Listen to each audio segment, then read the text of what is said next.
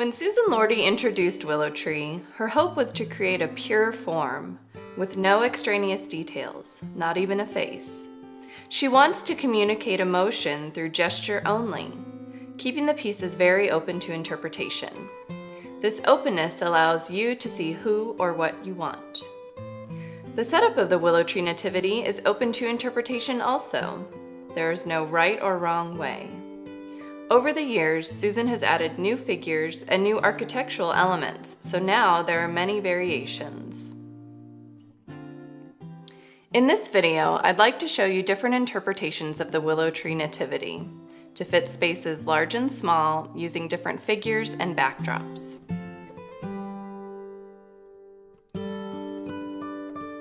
In its simplest form, we have the Nativity and Metal Star backdrop. When Susan first carved this 6-piece set, she wanted to show the humanity of the Holy Family. Mary as mother, Joseph as protector. What I like is the intimacy of this grouping. Mary holds baby Jesus, showing her mother's instinct to keep her newborn safe and warm. And Joseph stands behind her as the anchor of the family. I like how the pieces relate to each other, the way the curve of the donkey's back and the curve of the little sheep that's snugged up against Mary create kind of this little circle around the Holy Family as the focus.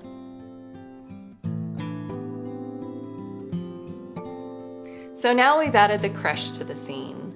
The design of the creche is stately and regal, yet the materials are humble. It's barn wood with indications of little nail heads that have rusted.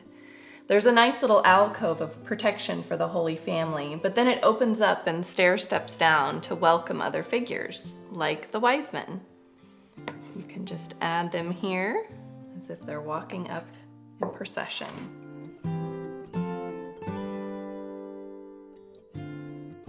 So now I've added more pieces to the display. Shepherd and stable animals, ox and goat, and the zampognaro. The zampognaro is a really special piece that references a unique musical tradition. So I like to build my display symmetrically.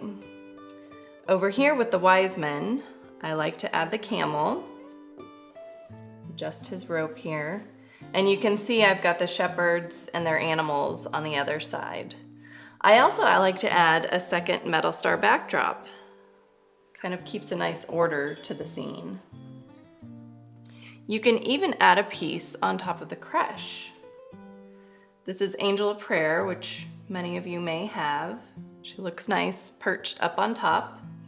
Or you can move her down to the ground facing the Holy Family. And in her place, I like to put blessings, which has a really nice gesture of welcoming and keeps that symmetry.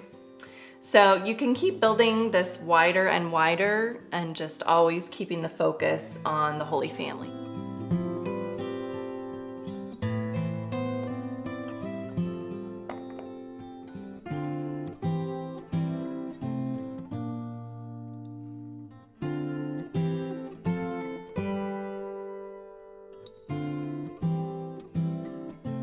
The Nativity Angels, Dance of Life and Song of Joy, elevate the visual presence of the display. Their dresses have intricate carvings, and their sculptural forms add movement to the scene. To me, they're really quite celebratory.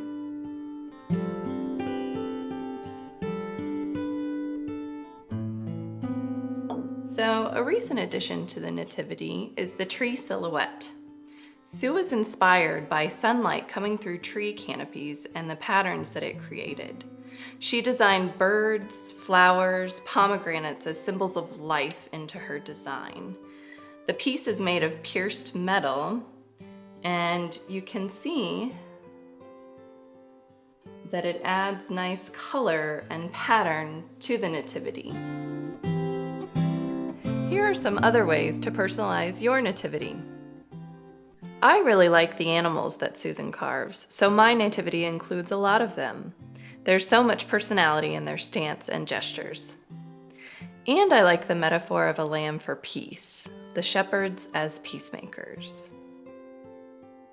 If you have other Willow Tree angels and figures, add them in to enhance your display.